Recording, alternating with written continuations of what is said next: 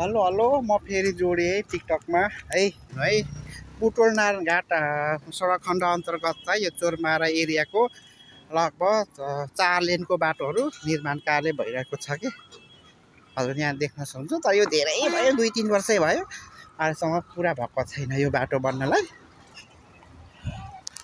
यो बाटो बन्न लाग्दा थुप्रै भयो कि 4 लेनको नारायण घाट बुटोल सडक खण्ड मध्ये यो चोरमारा बजार एरिया हो।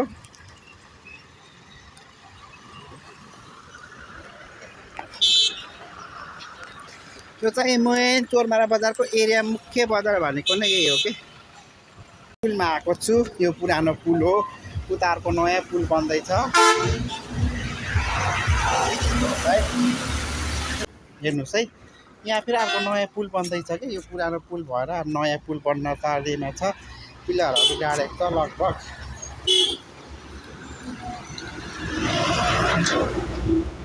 धुलो उडेको हेर्नुहोस् त, यहाँ पिलर गाडेको छ यो पुल।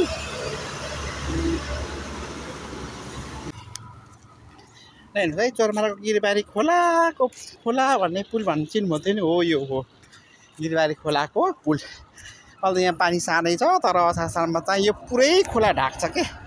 यो पुरै बगरवार के पार हुन्छ पानी आएर। लगभग यो पुलै छुन खोज्छ कि यो खोलाको पानी आयो भने।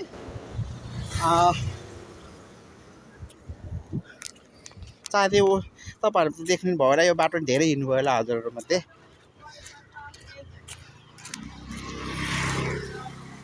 चाहिँ म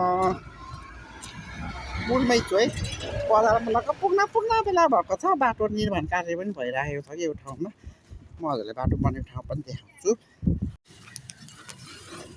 अनि चाहिँ म हाइवेबाट भित्र बजार जाने बाटोतिर पसेको छु।